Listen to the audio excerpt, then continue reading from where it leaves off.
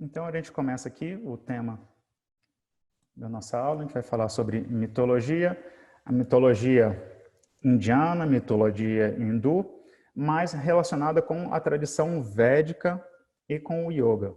Tá? Em alguns momentos, eu vou apenas contar alguns mitos, em outros a gente vai estudar um pouquinho qual a relação desse mito com a tradição védica, a gente vai estudar algumas questões relacionadas mais superficial com o Vedanta, que seria a filosofia por detrás do yoga, falar alguma questão relacionada com o yoga também. Tá? Então, a gente vai tentando fazer esse encaixe, porque isso tudo está dentro da mesma tradição. Tá? Então, faz sentido a gente estar sempre aqui. Então, pode ser que em algum momento você escute um mito, uma história, uma interpretação um pouquinho diferente do que você já ouviu antes, porque existem outras escolas filosóficas que trabalham também dentro dos Vedas, que trabalham, por exemplo, os Hare Krishna, trabalham a mesma mitologia, mas a visão deles é um pouquinho diferente. Não é grande diferença, mas tem um pouquinho de diferença sim. E eu vou, dentro do que eu sei, eu também vou comentar isso, o que seria diferente daqui. Tá? Mas antes da gente começar propriamente no tema, dentro dessa tradição, a gente sempre costuma cantar alguns mantras. Os mantras seriam um pedido de bênção para que aquela aula que corra tudo bem dentro daquela aula. Então, cada um desses mantras desses cantos tem algum objetivo específico. Então, nesse primeiro momento, eu ainda não expliquei ainda o que é Ganesha, qual é a visão do divino dentro da tradição. Então, eu peço só que vocês me deem um voto de confiança para eu poder fazer esses cantos, para tornar essa aula o mais tradicional possível. E, ao longo da aula, a gente vai entender um pouquinho melhor o que é essa visão. Tá? Então, no primeiro momento, eu peço me dê esse voto de confiança para a gente poder começar a aula dessa forma. E depois a gente vai entender um pouquinho melhor tudo que eu estou fazendo aqui. A minha ideia é explicar tudo que vai ser feito aqui. Tá?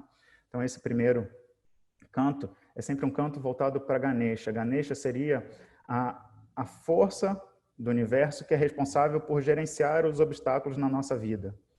Então, às vezes, se você conhece, a gente já escutou que Ganesha é aquele que remove o obstáculo, mas ele também é aquele que coloca. Então, ele é uma interpretação melhor seria aquele que gerencia os obstáculos. Então, a gente sempre começa alguma coisa. Então, hoje é a primeira aula, e sempre que a gente iniciar uma aula, a gente vai fazer uma saudação para Ganesha, pedindo que qualquer obstáculo que possa surgir na nossa aula de hoje, ele consiga diminuir esse obstáculo, que ele não seja tão forte assim, tão grande, ou que pelo menos eu consiga ter essa visão de que o obstáculo está ali e que eu consiga gerenciar melhor a minha mente diante desse obstáculo. Tá? Que eu possa ver o obstáculo, estar preparado para ele e tentar fazer com que ele, ao invés de me trazer para baixo, que ele possa me fortalecer. Tá?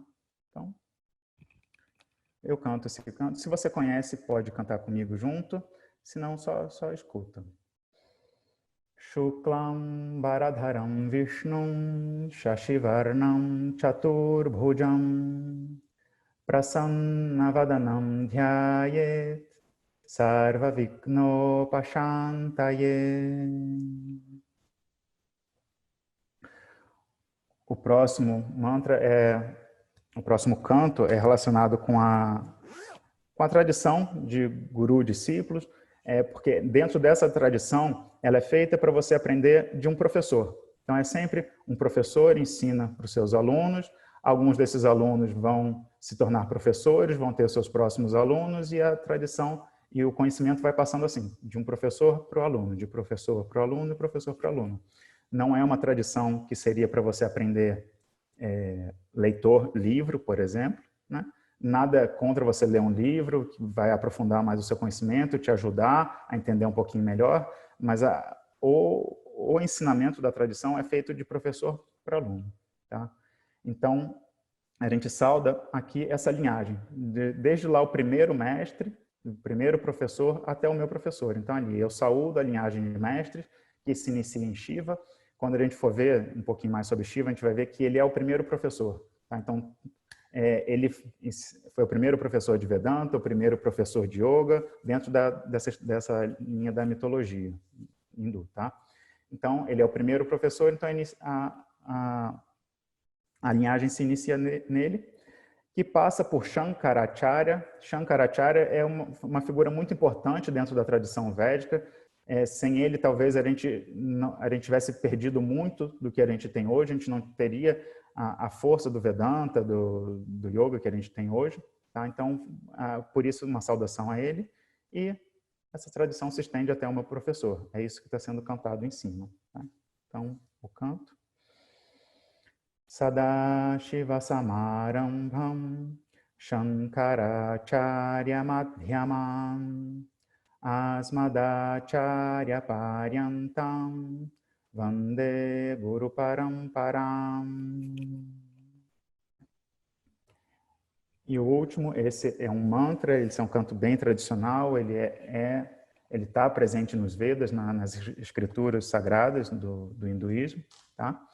E ele é cantado em toda a aula tradicional. Ele fala ali, ó, que o Senhor nos proteja, que ele possa nos nutrir, aqui nutrir com o conhecimento, né? Que juntos, professor e aluno, adquiramos a capacidade, não está escrito ali literalmente, de estudar e compreender as escrituras, mas é essa capacidade que está sendo pedida nesse caso. Que o nosso estudo seja brilhante e que não haja discordância entre nós, que não haja briga entre nós, tá? Para que o conhecimento possa fluir com uma naturalidade. Terminando sempre pedindo paz, paz, paz, paz.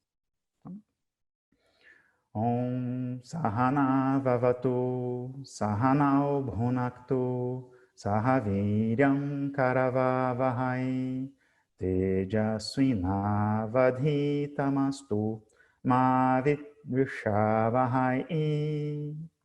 Om Shanti Shanti Shanti.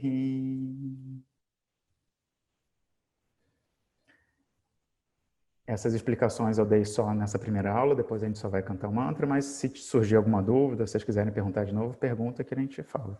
E sempre que a gente for falar um tópico, por exemplo, quando a gente for falar de Ganesha, aí sim, eu vou explicar detalhadamente o que é Ganesha, o que significa aquele primeiro canto. Quando for falar de Shiva, vai falar por que ele é o primeiro professor, isso tudo. Mas hoje a ideia é a gente trazer esse embasamento, trazer a base para tudo que a gente vai começar a estudar. Então, uma primeira pergunta surge: por que eu vou estudar mitologia? Tá? Uma resposta mais simples é porque eu tenho curiosidade, eu gosto das histórias dos mitos e eu quero conhecer um pouco mais dessas histórias. A gente vai trabalhar em alguns momentos, sim, mas o entendimento que essas histórias não estão ali só para contar uma história por si. A grande maioria, se não posso falar todas as histórias da mitologia hindu, ela traz um ensinamento por detrás dela, tá? E que tipo de ensinamento? Eu vou falar um pouquinho mais à frente. Tá? Tudo dentro da tradição védica tem um único objetivo, tá? Que é a busca, a principal busca do ser humano. Se a gente for analisar o que todo mundo busca o que está por detrás de todas as ações de qualquer ser humano. A gente pode, às vezes, a gente fica um pouco na dúvida, mas a gente, independente da ação que você está fazendo, do local que você está buscando, das pessoas que você se encontra, a gente sempre tem um objetivo final de ser feliz.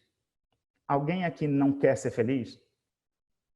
Alguém discorda que todas as nossas ações são, de certa maneira, buscando atingir essa felicidade, né? O que muda de uma pessoa para outra é como ela acha que pode ser feliz. Então, eu posso achar que a minha felicidade é estudar, ter muito conhecimento. Outra pessoa pode achar que a felicidade é ter muito dinheiro, ter muitos bens.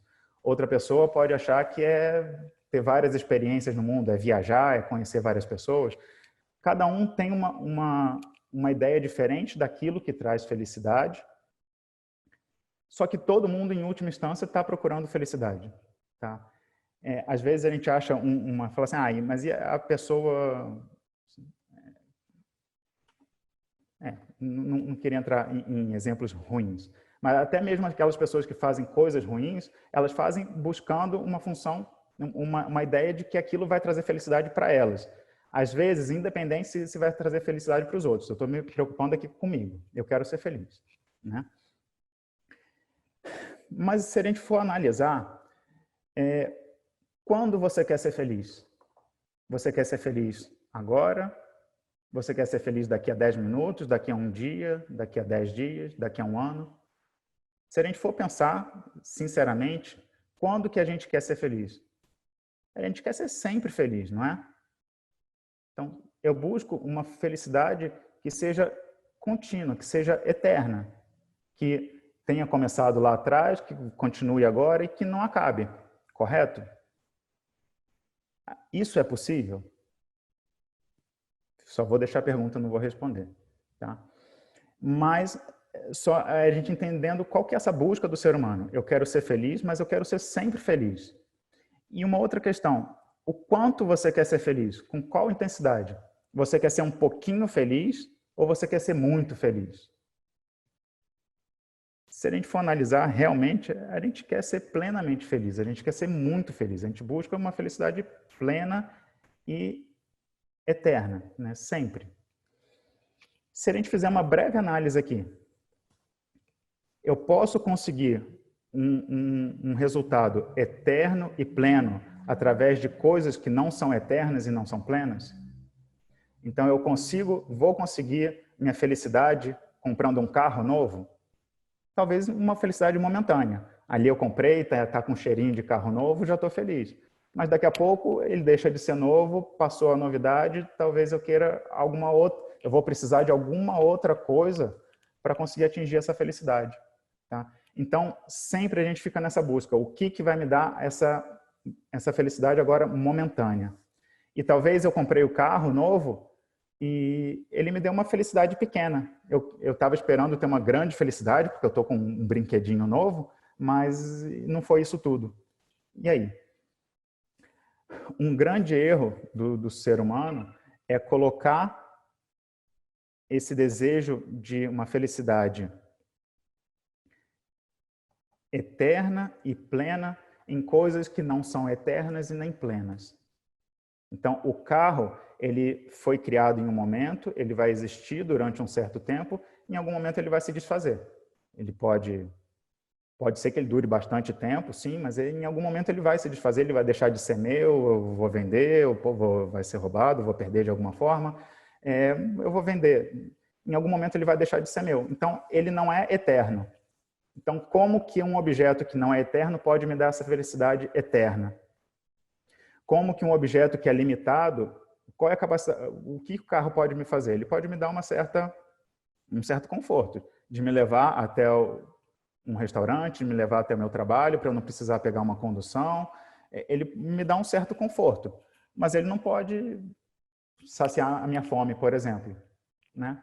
Se eu estou com fome, andar de carro não vai fazer diferença nenhuma. Ele pode me levar até um restaurante ou até um supermercado para eu comprar o alimento, mas o carro em si ele não vai saciar essa minha necessidade momentânea da fome. Então, o objeto que é limitado, ele não pode me dar uma saciedade, uma felicidade plena. Então, essa é uma questão fundamental que seria a base do estudo do autoconhecimento, que é o objetivo de tudo dentro da tradição védica. Tá? Então, tudo que a gente estuda dentro da tradição védica tem essa função de você ter esse entendimento. Como que eu posso, me vendo como limitado, me vendo como não eterno, conseguir atingir essa plenitude na minha felicidade, essa sensação de ser alguma coisa, de ser completo, tá? Então a gente é um pouquinho mais complexo do que isso, mas só para a gente fazer um resumão. Então tudo dentro dessa tradição vai buscar esse objetivo. Eu entender como que eu posso conseguir achar essa felicidade. Só dando um spoiler, a gente já deve ter escutado muitas vezes isso, que a felicidade não está nos objetos, a felicidade não está fora, a felicidade está dentro de você. Tá? Então, a gente vai entender um pouquinho mais como conseguir acessar essa felicidade e, independente da situação que esteja acontecendo do lado de fora, que você esteja em paz internamente. Tá? E dentro dessa busca pela felicidade, a gente tem 4 estágios. O primeiro estágio mais básico, dentro daqui da tradição, seria chamado de artha, que é a busca por segurança. Então, imagina que você está numa floresta, você foi largado no meio de uma floresta que tem animais selvagens e você está com fome. Você vai conseguir ser feliz nesse momento? Você não sabe se você vai ser comido atacado por algum animal selvagem. Você não sabe se você vai conseguir comer porque você está numa floresta. Se você não tem treinamento de sobrevivência na selva, talvez você nem sabe o que você pode comer ali dentro. Então, se você não se sente seguro, muito dificilmente você vai conseguir se sentir feliz.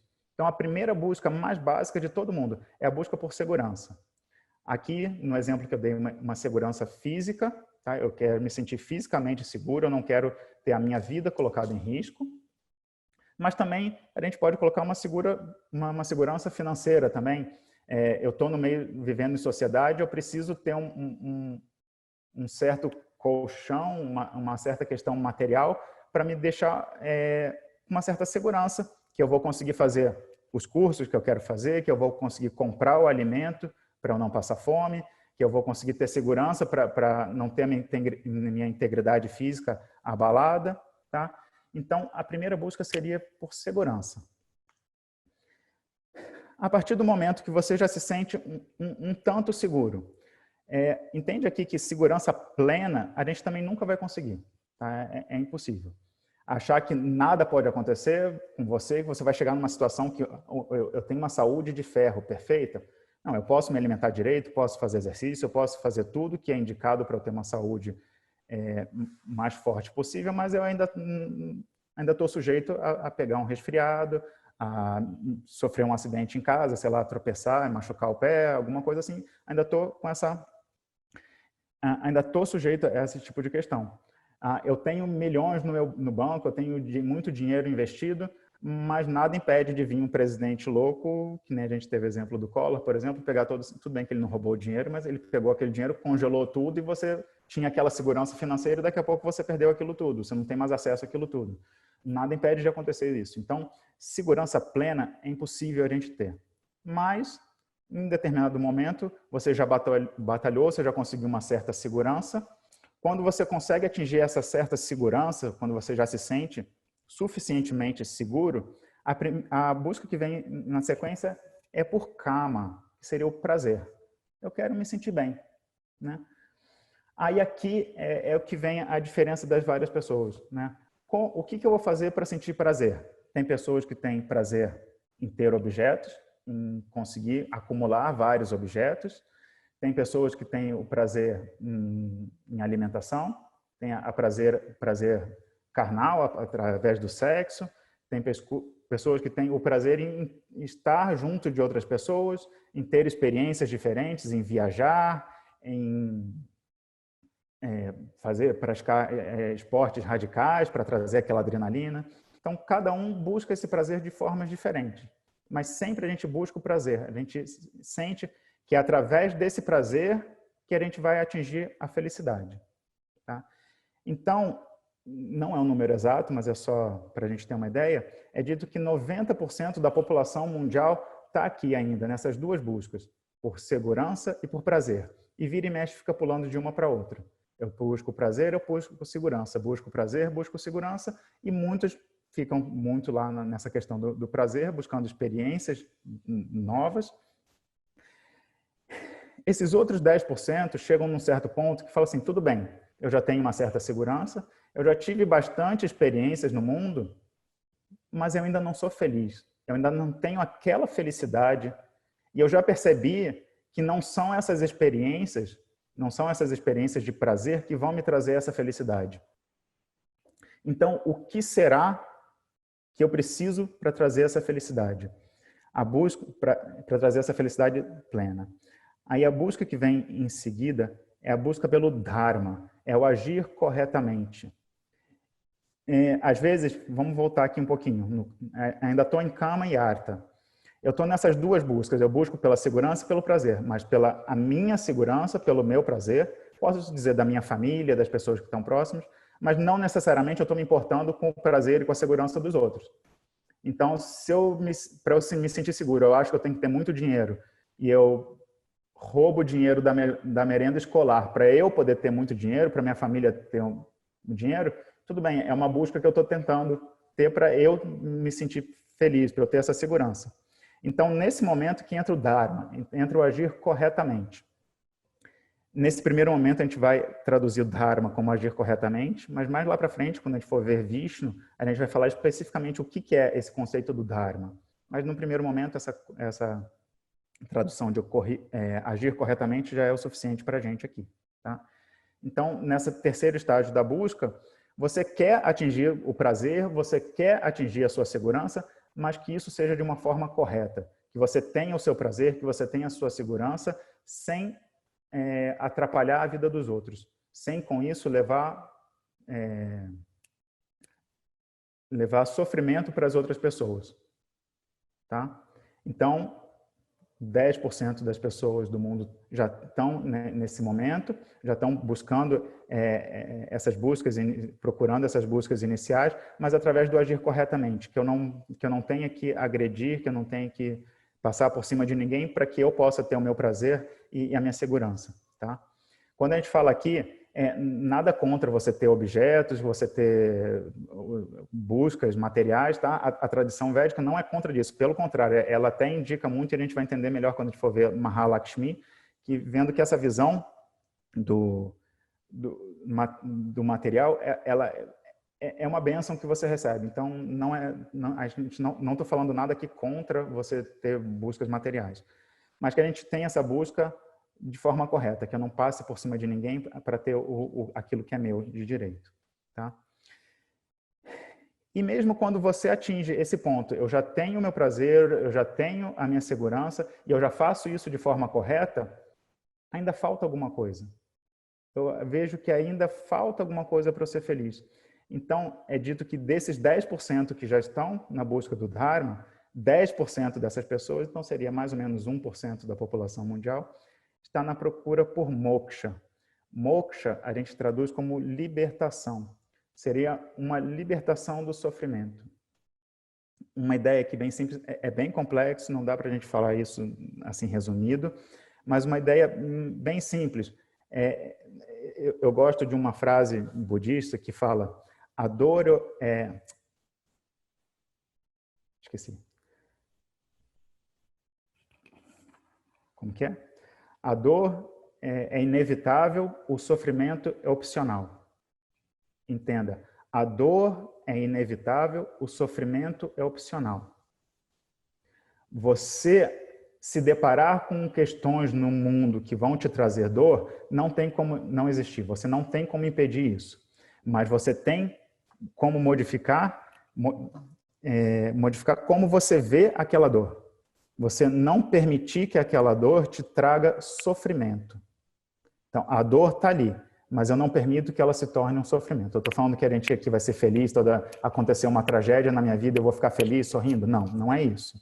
Mas eu vou olhar aquilo como ele realmente é, como é uma questão ruim, uma situação que não era aquela que eu gostaria de fazer, e eu não vou dar a ela o poder de tirar a minha felicidade, de tirar a minha paz. Eu não vou ficar feliz, não vou ficar saltitante, alegre, mas eu também não vou permitir que ela me faça sofrer demais. Tá? Então, moksha a gente poderia traduzir aqui como essa libertação do sofrimento.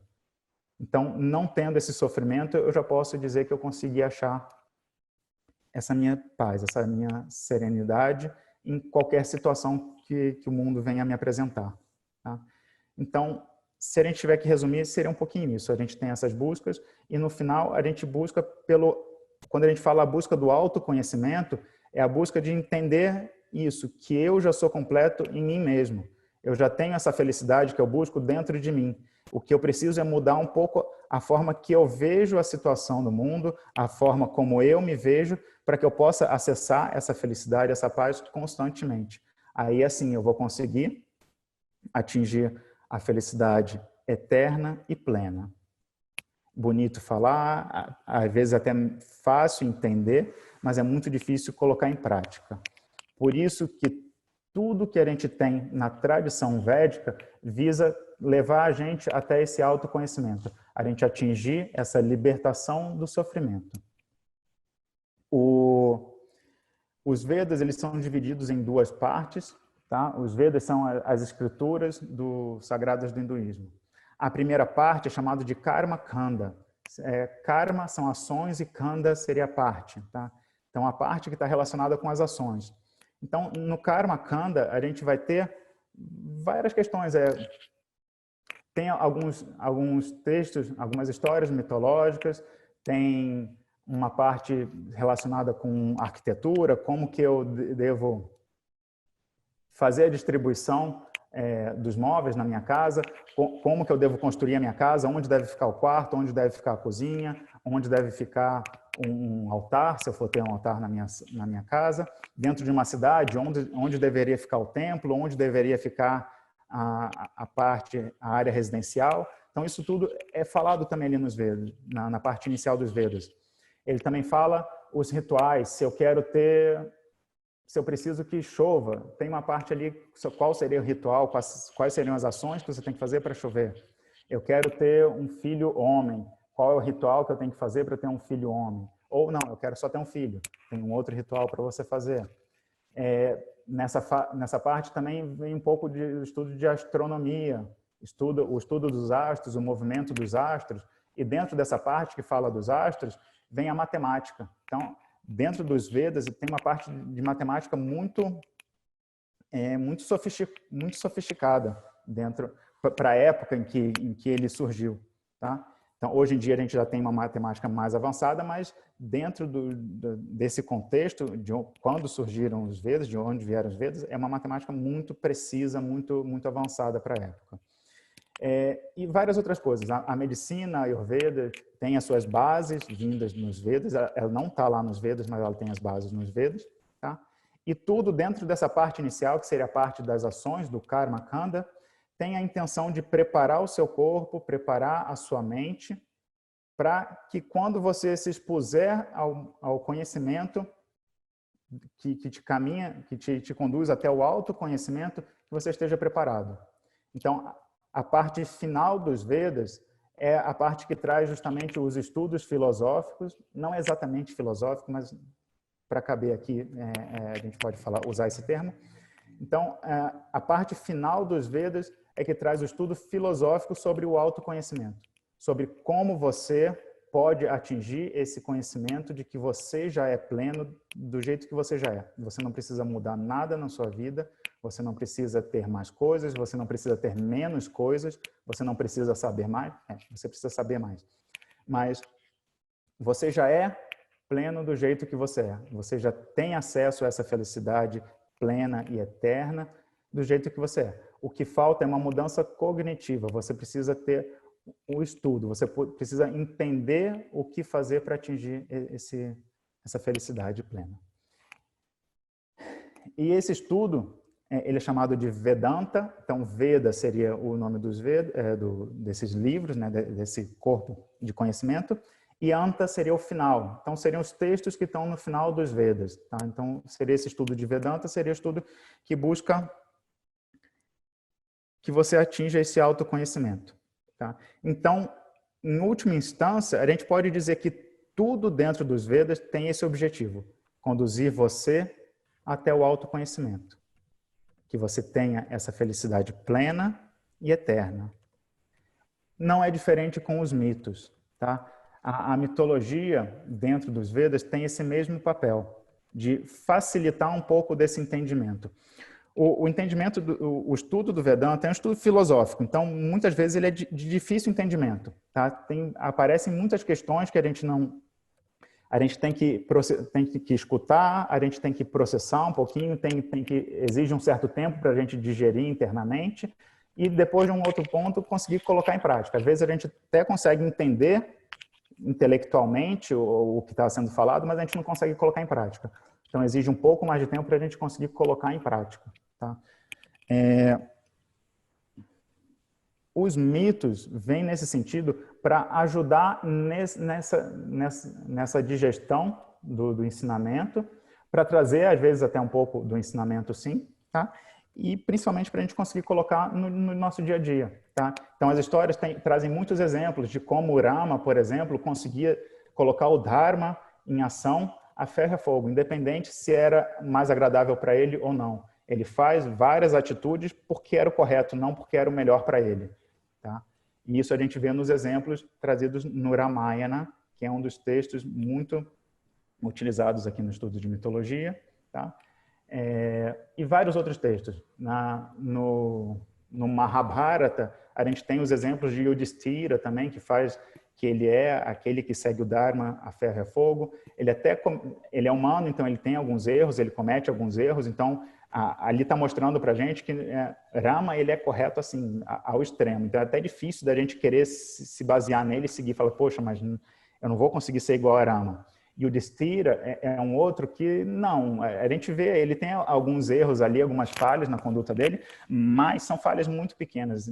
A maior parte do que ele faz é seguindo o Dharma, essa busca por agir corretamente. Então, eu posso me espelhar nas atitudes de Rama, nas atitudes de Yudhishthira, para eu conseguir colocar na minha vida, como que eu consigo seguir o Dharma. Então, são alguns exemplos. E também eles trazem o ensinamento de uma forma mais suave, mais branda. Por exemplo, a gente tem no Vedanta um estudo de falar que tudo é impermanente.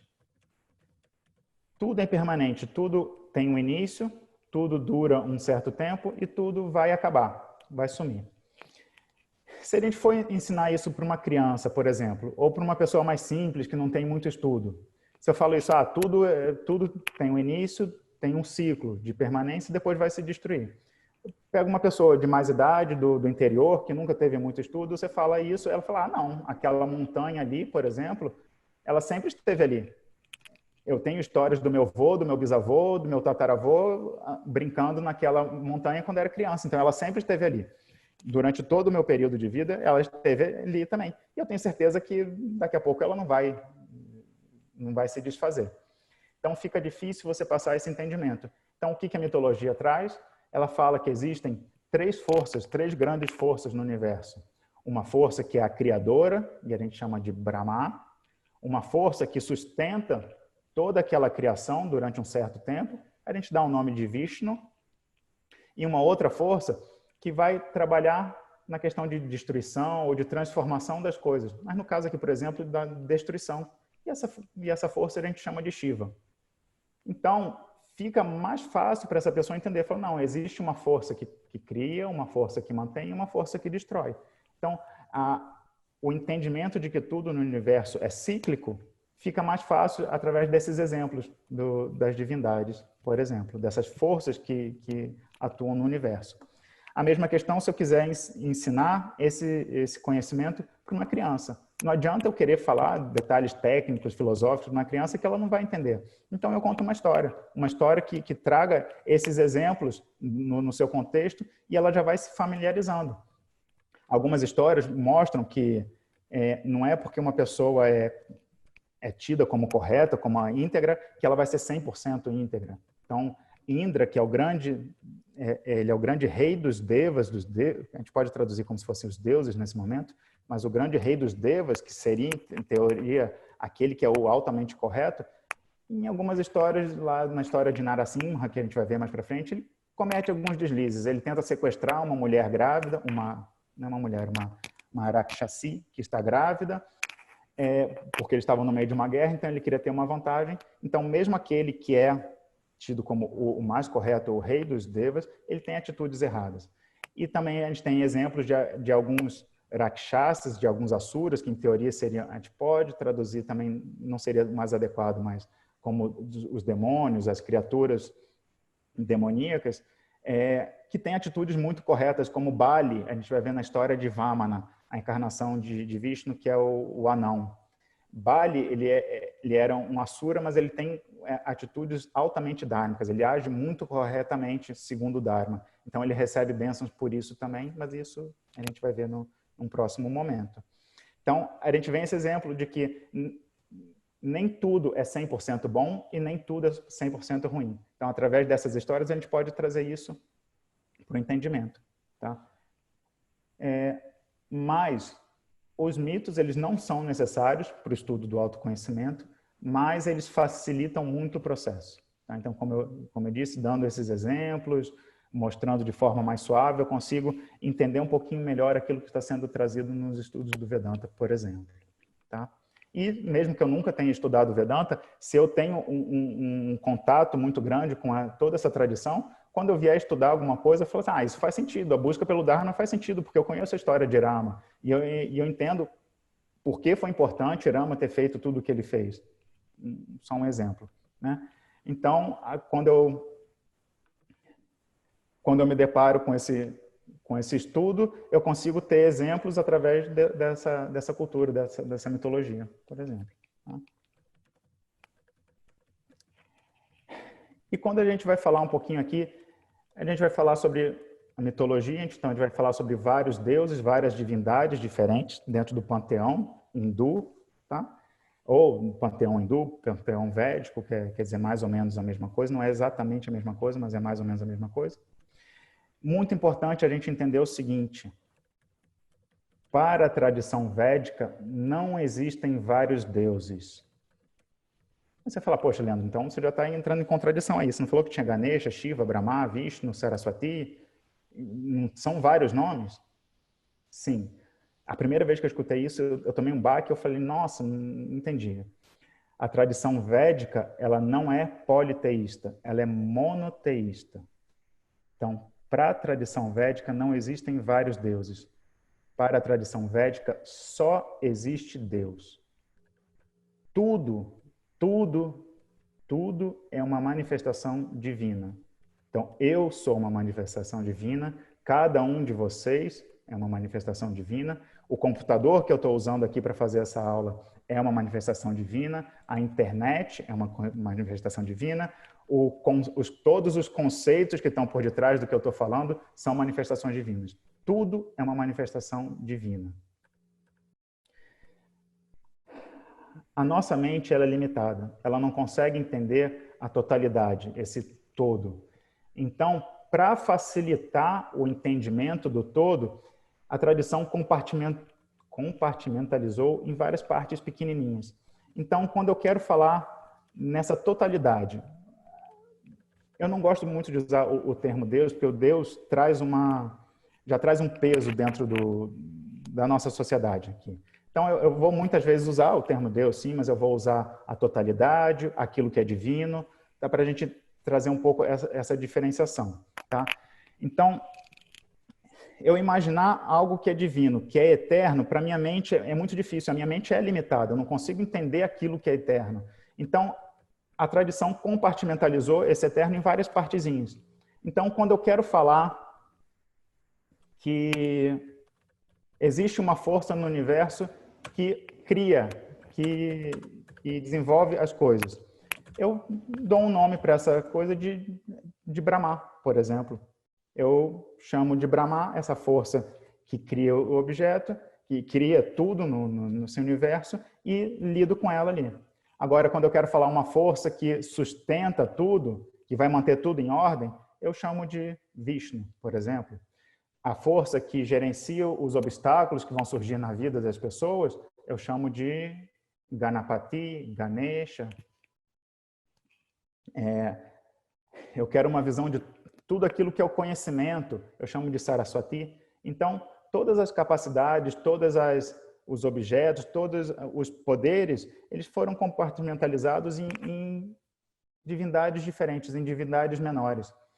Tem algumas tradições que chamam aqui de semideuses, para não colocar no total. A gente vai chamar aqui de manifestações. Tá? Então, são manifestações do divino de formas diferentes. Tá? Mas entendam que quando eu falo Ganesha, Ganesha não é diferente de Saraswati, Ganesha não é diferente de Parvati, não é diferente de Shiva. São tudo manifestações diferentes do mesmo. No exemplo, o Leandro, de vez em quando, ele assume papel de aluno. Às vezes, ele assume o papel de professor. Às vezes, ele assume o papel de pai. Às vezes, de vizinho. Às vezes, de amigo. Às vezes, de marido. Tá? Mas o pai, ele não é diferente do aluno. Ele só está usando roupagens diferentes. Ele só está usando uma função diferente naquele momento. Enquanto o Leandro está sendo pai, ele está lendo pai, ele não é aluno. Pode ser que ele esteja fazendo os dois ao mesmo tempo, sem problema nenhum, mas não necessariamente quando eu estou usando a roupagem de aluno, eu estou sendo a roupagem de pai, mas isso não deixa de ser o Leandro.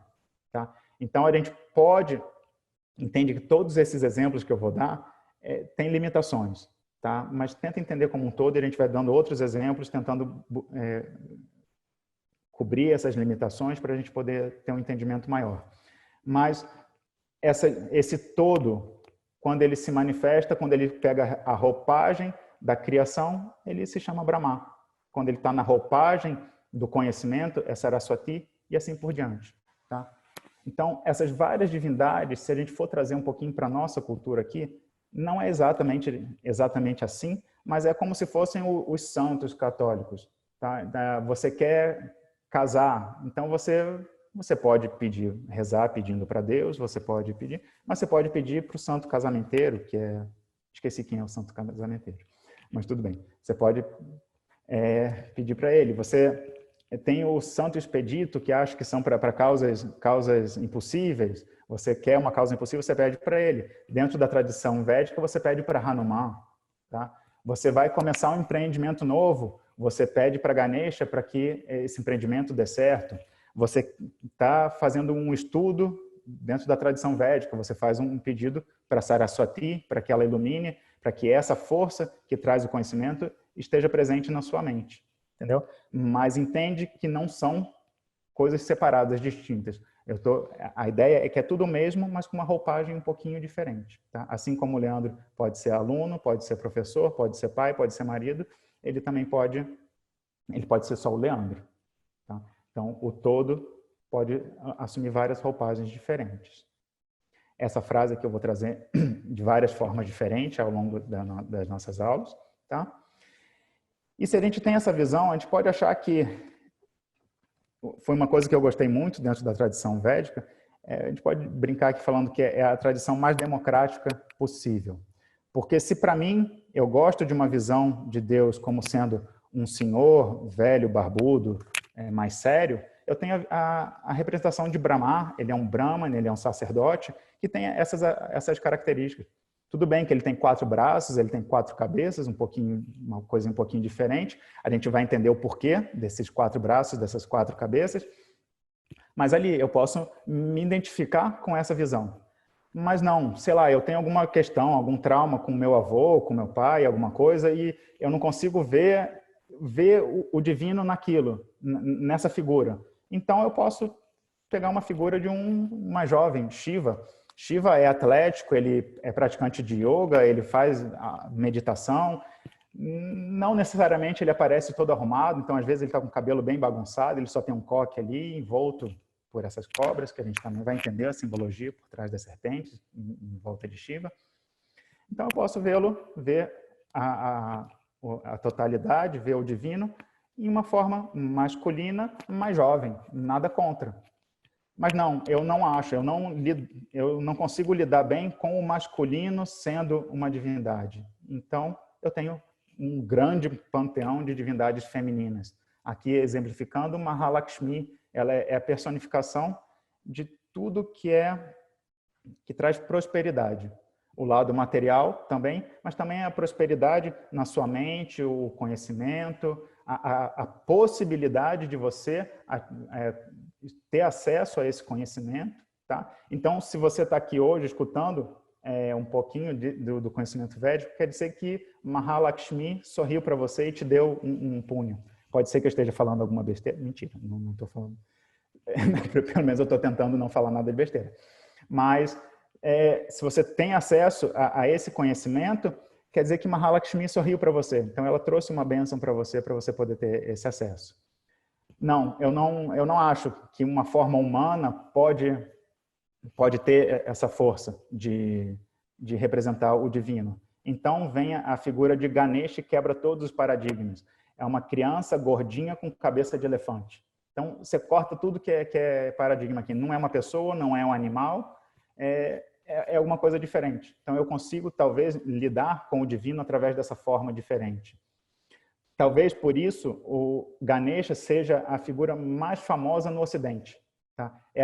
Sem sombra de dúvidas, sem comparação, é a divindade mais conhecida no Ocidente. No Oriente, não. Na Índia, não. Tem, Vishnu e Shiva são as mais adoradas, mas Ganesha, no Ocidente, é a mais conhecida. Talvez um pouco disso, para quebrar todos os paradigmas que a gente tem aqui. Fala, não, ainda não é isso que eu quero. Eu acho que a família é uma coisa muito importante. Então, a gente tem aqui dentro da tradição a família sagrada, que seria Shiva, Parvati, que são os pais de Ganesha, e de Subramania. Subramania não é tão famoso assim, Ganesha é mais famoso, mas ele está aqui. Em algumas figuras ele nem aparece, tadinho. Mas ele também é famoso e a gente vai conhecer um pouquinho também da história dele mais para frente. Tá? Ou não, eu não consigo lidar com o divino através dessas formas, então eu posso olhar para o divino como Ishvara. A tradução de Ishvara seria aquele que governa. Então, aquele que governa o universo, aquele que mantém o universo sob controle. Então, eu posso ter, nessa visão, as leis da natureza. Tá? Se você pular, você vai cair, porque tem a lei da gravidade que fala isso. Se eu quero pular e não cair, eu tenho que inventar uma máquina que, utilizando as leis da física, consiga voar, flutuar e me fazer me carregar do Brasil até a Índia, do Brasil até os Estados Unidos, voando sem eu precisar estar andando, por exemplo. Eu consigo fazer isso, mas sempre respeitando as leis da física, por exemplo. E aqui eu posso falar todas as leis universais. Se você quiser colocar aqui lei do karma, qualquer lei que você queira colocar, está dentro dessa ordem. Tudo aquilo que faz o universo se manter em uma certa ordem, que tudo não entre em um caos infinito.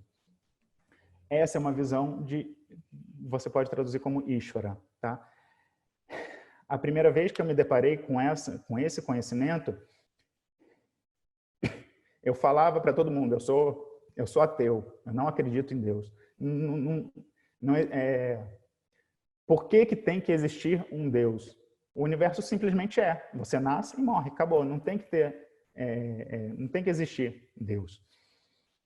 E foi essa visão de Deus como as leis da natureza. Eu sou físico de formação, então as leis da física eu consigo entender. Eu consigo fazer uma reverência às leis da física. Então, tudo bem. Então, eu comecei o meu trabalho de reverência àquilo que é superior através das leis da física. E a partir daí eu fui trabalhando um pouquinho mais,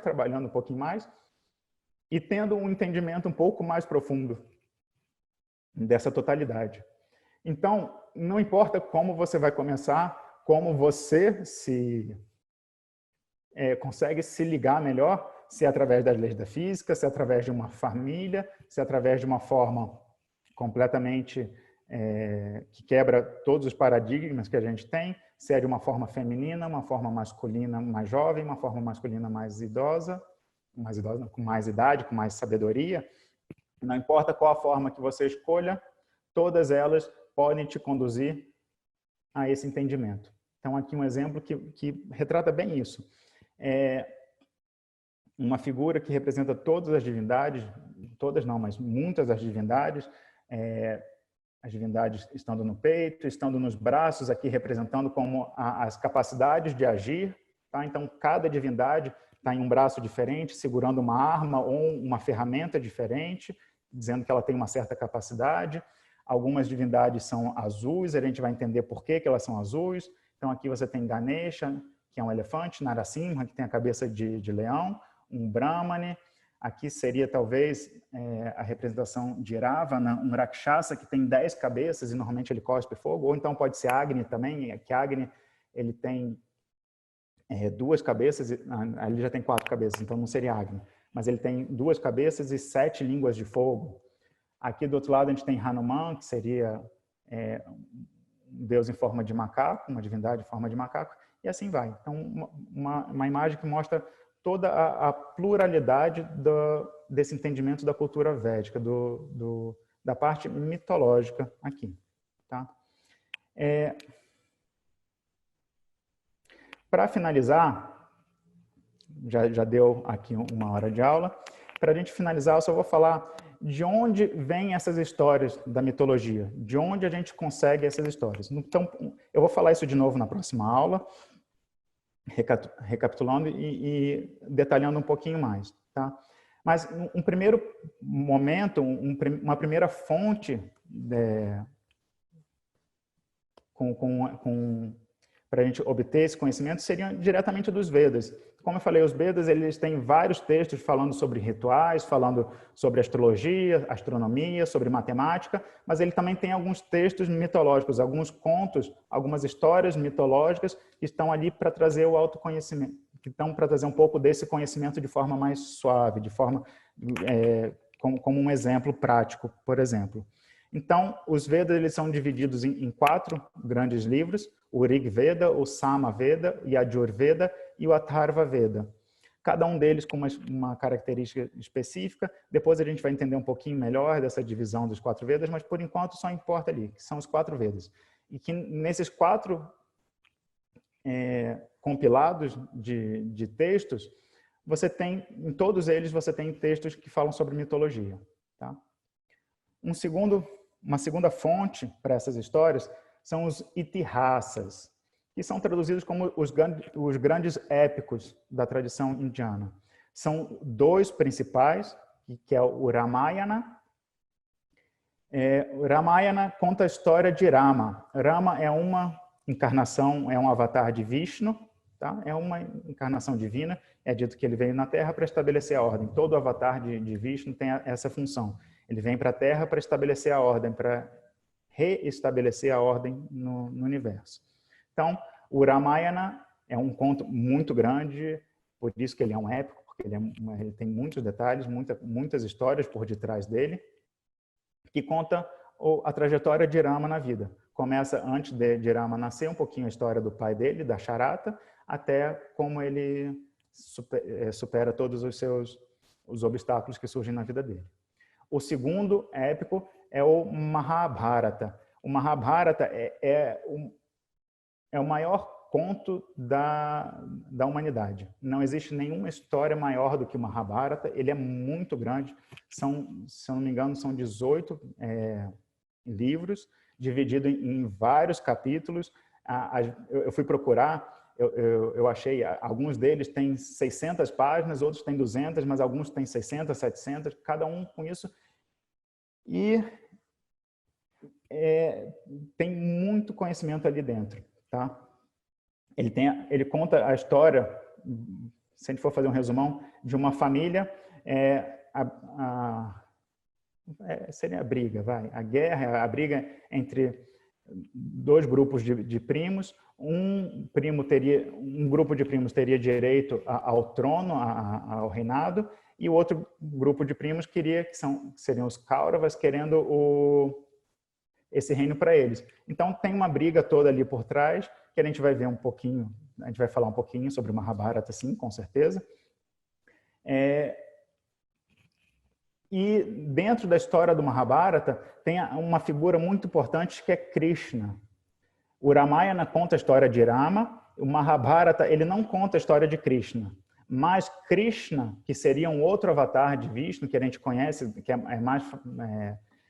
todo mundo já deve ter escutado alguma coisa, Hare Krishna, pelo menos, sabe que Krishna tem alguma coisa a ver com o divino.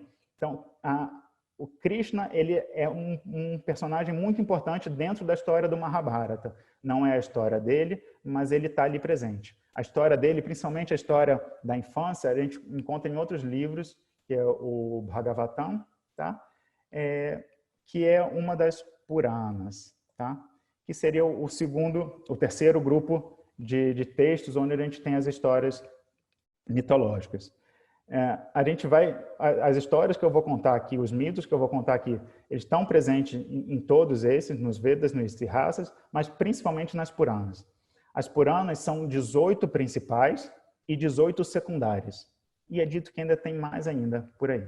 Então, eu coloquei aqui o nome de várias delas e viu que eu coloquei aqui, não dei um espaço no final, que é para dizer que continua. Tá? Então, são 18 principais, tem 18 secundárias. Em geral, levam o nome de alguma divindade. Então, por exemplo, na Vishnu Purana, ela vai mostrar Vishnu como sendo o mais importante. Na Shiva Purana, ela vai mostrar Shiva como sendo a figura mais importante. Em Garuda Purana, Garuda é o veículo de Vishnu, então ela vai trazer um pouquinho mais o lado de Vishnu. Matsya é um dos avatares de Vishnu, então ele não vai falar somente sobre a história de Matsya, sobre o avatar que era um peixe, mas ele vai contar as demais histórias. Tem a Narasimha Purana, que eu comprei achando que ia contar só a história de Narasimha, e não, ela conta a história de todos os 10 principais avatares, dando mais ênfase ao Narasimha, à história de Narasimha. E por aí vai, tá? Então, a gente vai pegar, em alguns momentos, histórias das Puranas, em outros momentos dos Itihasas, e fazer uma comparação, porque a mesma história aparece de vez em quando, tanto nos épicos quanto nas Puranas, tem alguma coisa bem parecida nos Vedas, mas a gente vai ver um pouquinho mais detalhado assim, qual a diferença dessas histórias na próxima aula, tá bom? Então, a gente fica por aqui hoje. Tradicionalmente também a gente começa cantando algum mantra, fazendo algum canto devocional, e a gente termina também com um canto. Então, eu vou cantar o Purna, então se você conhece, me acompanha, se não, só escuta. Om Purnamadav Purnamidam Purnat Purnamudachyate Purnasya Purnamadaya Purnameva Vashishyate. Om Shanti Shanti Shanti. Harihi Om Shri Gurubhyo Namaha. Harihi Om. Gratidão pela companhia no dia de hoje, gratidão pela confiança que vocês depositaram em mim. Espero conseguir estar à altura dessa confiança. E a gente se encontra de novo, então, na semana que vem.